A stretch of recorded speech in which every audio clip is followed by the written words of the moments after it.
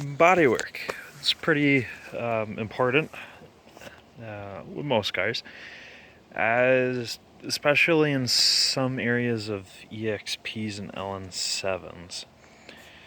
We'll start at the beginning of the car. So this is the front nose cone. It's made out of a pretty flexible plastic foam hybrid. It's pretty soft, pretty malleable.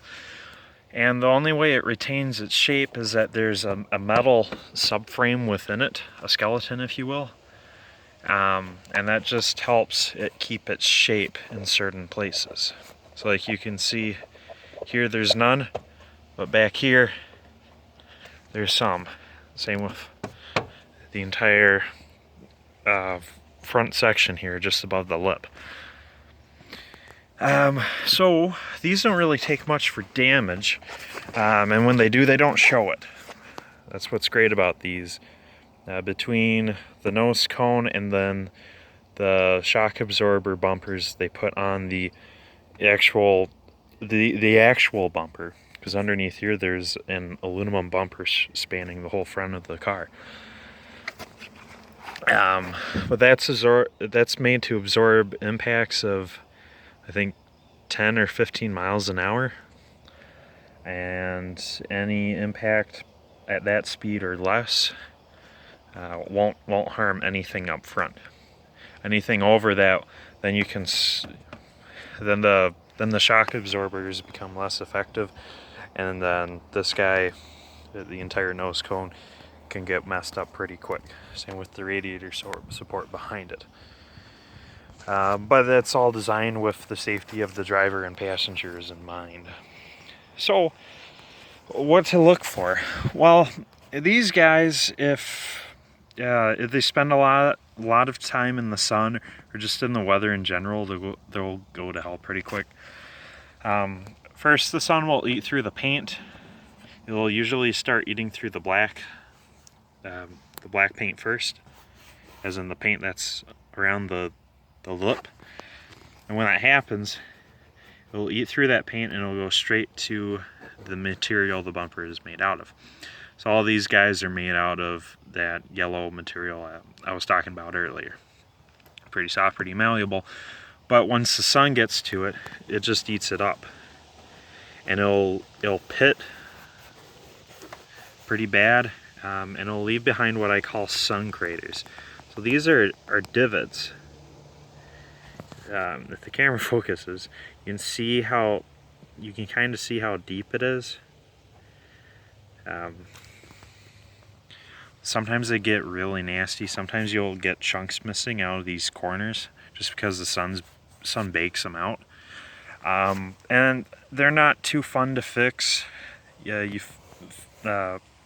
cover it all up with filler, sand it down, prime it, and then give it another sand, make sure to get it nice and smooth and consistent texture all the way around it. But it's the sanding that sucks, because you have to be very delicate with the sanding, because you don't want to be deforming these. Corners need to be round. This should be straight. The top portion is rounded, and then the bottom portion is chiseled. So this is straight, and this is straight. So then it makes a really fine angle right here. It's really tight and tidy, as you can see, compared to what's round up top. And then what sucks the most is when the sun starts eating away inside the center strip. Once the sun starts eating that away, it's a pain in the butt to get filler in there and then to sand it smooth.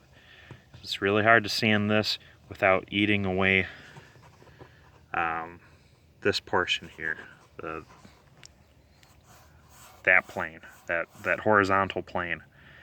Sanding the vertical plane in there, the strip, it's a vertical plane. Sanding that isn't too bad, but usually what happens is you affect the horizontal plane here and the one above, the other horizontal plane.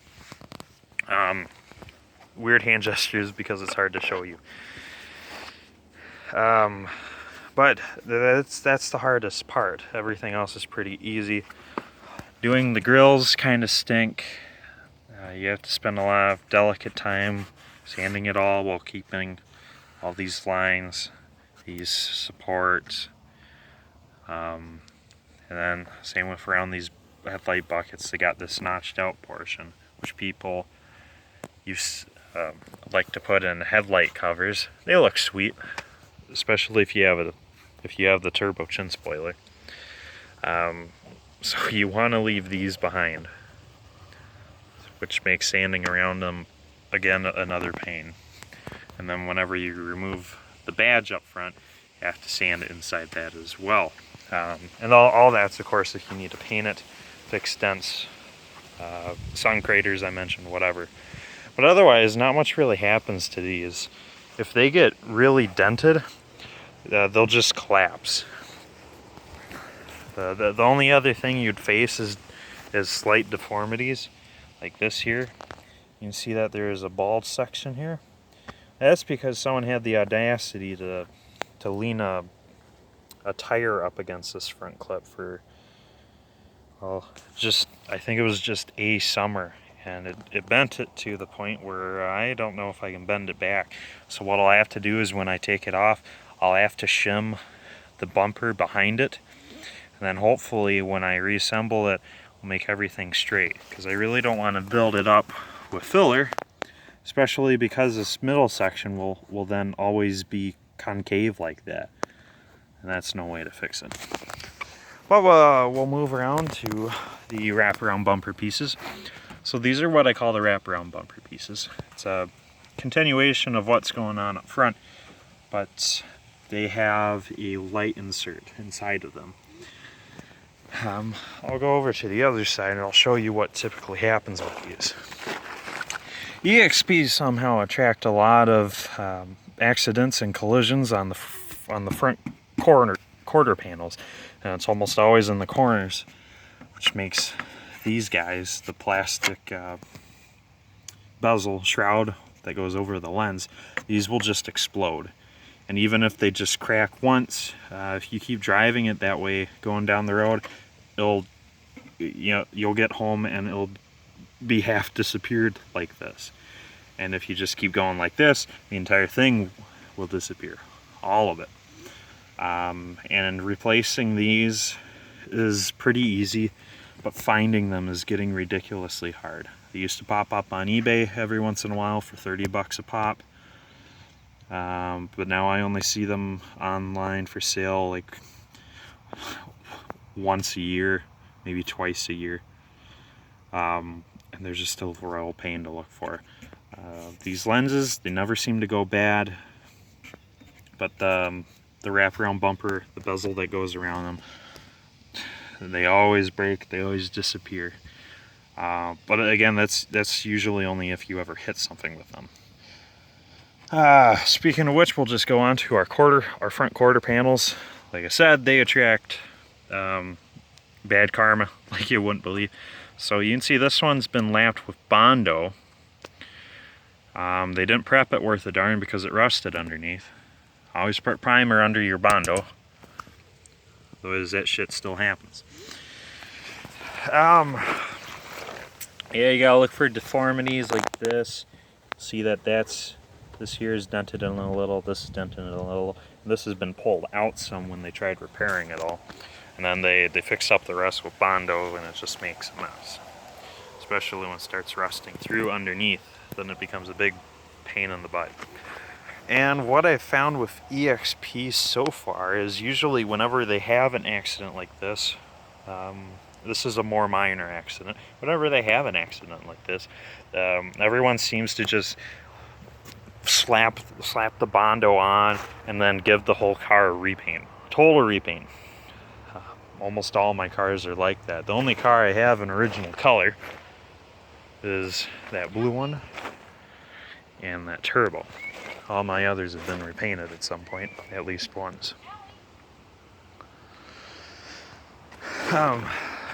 Working down the quarter panel, these don't really suffer much other issues. They like to rot out in the bottoms. Made a video in the past about that, but they still attract dents. things like that happen, I guess. Don't know how, but it does. These door bumper guards, they like to fly off in the wind. You can see mine starting to peel here. I've been working on reapplying some on my blue 82, the one I've been restoring for a while. But a day before I was going to conquer this and then paint my black lower, a deer ran into my rear quarter, so I need to repaint the entire rear quarter before I can hang my door bumpers and then paint my black rockers. Fun. But that's about all that happens to the quarter panels. If you have an antenna, make sure you still have an antenna. There's a few different versions of these guys. This one is the rounded rectangle base. Most of my other ones have the oval base, and then my convertible has the square base from like a Fox body Mustang. It's just like this, a little bit bigger, but completely squared off. On the hood, apparently this happens. I don't know how, I don't know why, but that happens. But the biggest issue with hoods is the hinge up here, and it always seems to be the driver hinge that goes to hell. But the driver hinge will bend. I don't know if it's because it rusts, so it gets too tight, and then it just gets weak and bends, or maybe they bend and then you have more issues. But anyway, they bend, and then your hood gets out of alignment, like this guy. You can see this one's goofed up pretty dang bad. And then what happens is you get a nasty body gap like this, you know, and then when you try opening it, the corner will snag on the edge of the cowl, so then sometimes you can't open the hood, and even if you get past that, the hood will still catch on the driver's side windshield wiper arm. And that's a really old pain. Otherwise, not much happens to the hoods. A good way to tell if your hood has been replaced or not is to look at the wiper squirter, or the section in the middle here, if you have first gen. All 82s and 83s had a squirter in the hood. In 84 and 85, they moved it onto the cowl. If your cowl has no squirters, your hood has no squirters, your hood has been replaced. Moving on to the doors. The doors take a lot of hits. They get banged open to a lot of crap. So you'll see a lot of dings and dents and weird scratches in this area of the door as it swings out and hits other cars, or other cars swing open and hit it. I'll show you a funny one I got over here.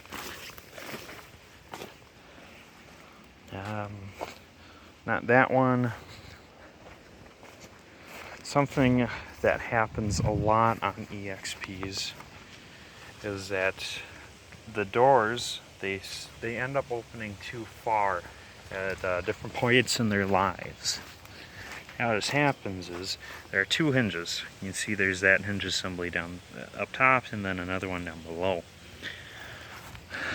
Well, inside the, let's see, not the top, inside the bottom one, you can see this one has a roller, and then it's got a sprung metal plate. That's what holds the door open in the three locations: closed, 1/3 open, halfway open, and then full open. What happens is these guys rot out, and then the tension, its own tension of the sprung steel, makes it break itself because it rusts enough to make it weak. Then it breaks itself, and then the door will just fling on open. When it does that, obviously it can hit other cars, but another issue you'll probably have is over time you'll start breaking the stopping points for the doors. So you can see down in there, there's a little raised dent there. You can barely see it on the tip of my finger. There's a raised little It's like a bead of weld, which is what you can replace it with. But those wear down over time, and when they do that, your door opens further and further. When your door opens 90 degrees, the forward lip of your door will actually smash into these 1, 2, 3, 4 raised portions of the door hinges. And when it does that, it'll dent, buckle, scratch the paint, and then chip the paint of all the points of contact it has with that hinge. It's not more common on one door than the other.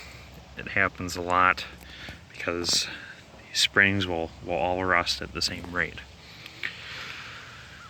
So I don't think I have any doors like that over here to show you that, but it gets nasty. You lose, it'll crumple in, and then it'll get thicker because you're compressing the steel this way, so it has no choice but to expand that way, you know. And then once it does that, of course, you chip the paint, you scratch the metal, you dent the metal, and then it starts to rust really bad. And that just leads to more issues. It's a relatively easy fix. Normally you can just pinch the metal flat again, take a hammer and dolly, bend it back into shape, and then once you do that, you can take out your filler putty, lap it on, and sand it down until it's uniform to the whole rest of the body panel. And you can do the same back here. Oftentimes the doors fling out, they hit other cars, and then this area right here gets bent in. Or you can just you can use your creativity to bend it back out into shape, and then usually you're fine. That's about all of what happens to the doors. They don't usually have too many issues.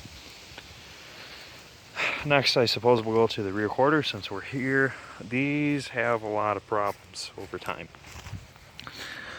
Biggest one being rust. You can see rust likes to eat that rear lip. A problem I had on my Blue 82 EXP is someone had T-boned it from the driver's side, but someone had drove right into the quarter right here, buckled everything along here, and then the gas cap side, it had bounced into another car, crumpling all of this here and this here. Again, not on this car, my blue car. It led to a lot of work to fix. The gas cap doors, they never really rust because they're heavily galvanized from the factory. The entire rear quarter is galvanized pretty well from the factory, so they're pretty resistant to rust, but it'll still happen. Luckily, EXPs have this nice line, this nice contour line that goes all the way down the car and then across the quarter panels. You can just look at the line, and if you see any variances, waves in the paint, whatever, or if you see an issue with that line, you'll know it had hail damage, an accident, if it's been repainted, whatever. This line is very hard to get back into shape if you need to do so. Like I said, I've had to repair 2 of these lines on my blue car.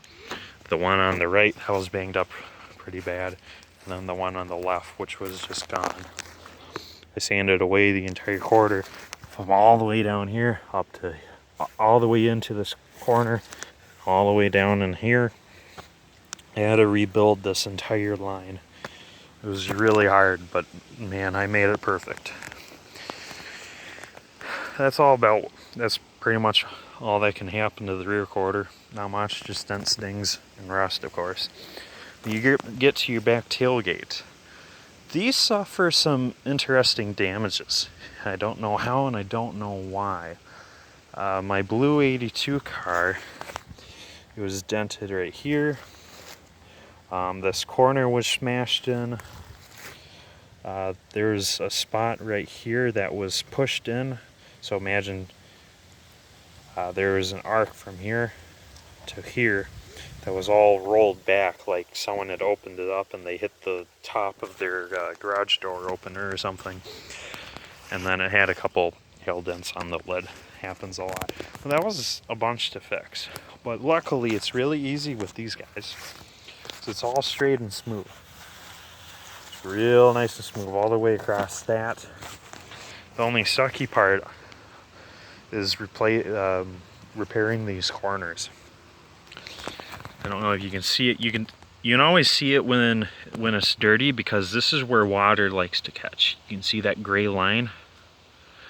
That's where the hood stops from going flat to where it raises up a gentle little lip like that. And it does that all the way across, and it's more pronounced on the bubble backs. And then it's got the same thing going down the sides. And see that. So right here they blend the two so it's almost flat, but still there's a shape like that going all the way up the side of the deck and then all the way around. So where the two meet, it's really hard to get that perfect. I thought I got it perfect on my blue 82, but I spent more time focusing on this line than I did this line. So what had happened was I sanded a little divot in this spot when I was working with the filler. It's not too noticeable. It's not in this one again, but it's not too noticeable, but it drives me fruity because I know it's there. But that's all there is for the deck lids. They love to rust on that bottom lip there. I go over that pretty good in another video. They just love to rust here, especially if it's a bubble back and a spoiler car. Water will get inside of it, and then it'll just sit and soak inside this whole back piece. Moving on to our rear wraparound bumpers. These guys, nothing really happens to these. A lot of times, well, I'll show you on the back of these. There's 1, 2, 3 posts, and on the gas flap side, 2 of them are threaded and one's a blank, just so when you try screwing it all together, the side doesn't move up and down. And they're just plastic pulsed, molded in with this plastic piece, and they're held onto the body from the inside with pot washers. And they're notorious for when you try loosening them or tightening them, that they snap off the post for these, and then these fall off. But if you haven't touched them, nothing ever happens to these. Like absolutely nothing. Unless your tire explodes. That happens. If the tire explodes, this usually gets popped off and gets thrown across the road. I've had that happen before. Otherwise, unless you touch these, they're not going anywhere. But like I said, it's when you touch them that weird things happen to them. They're pretty hardy. They're made out of a different material than the front ones are. These are a little thicker. I think they have a little bit more nylon in them. The front ones are pretty frail, brittle. These have a lot of flex to them. And so you'll almost never find an EXP that's missing these. It's extremely rare. It's the front ones that are always gone forever.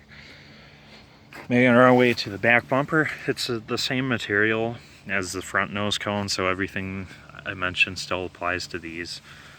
They love to sag. Even from the factory they were like that. If I come out this far, you can see it kind of droops in the middle here. If your EXP has had an accident, that will droop even more. Because it happened to my blue car. When it had its accident, this caved in, the bumper got pushed down, so then the end of the bumper shock absorber inside the car got buckled up, so now mine sags down really bad in this area. It's just real nasty. The second gens don't really seem to have the problem with this, but I think that's because they have the louvered vents underneath here. It gives it a lot more structural integrity, because these guys are pretty floppy. But again, hardly anything ever happens to these, which I think brings me to my last point of interest, are the rear tail lights. These guys, for whatever reason, they break a lot. I don't know why, but they break a lot, and they're really hard to find replacements for. You can find them on eBay or select salvage yards around the country. Some have them, but they're really hard to find. The black ones for the EXPs and LN7s, all the black ones are the same, but as they fade to funny colors. I can show you this here. So they're supposed to be black on the top, black on the bottom, and then this is like a dark red stripe. What happens is it fades to red up top, and then it fades to orange in the middle. These fade to white on the ends, and then again fades back to red on the bottom. So knowing that all of the 84 to 8080 EXP taillights and the 8283 LN7 taillights are the same, if you do the math on all the production numbers for them, the red taillights are a little bit more rare than the black ones, but only by a couple 10,000 units, or a couple 10,000 pairs. But they're just becoming so ridiculously hard to find. You can get them from anywhere from $50 to $350, depending on how nice they are, where they're for sale, how many are for sale at the time. It's just a racket.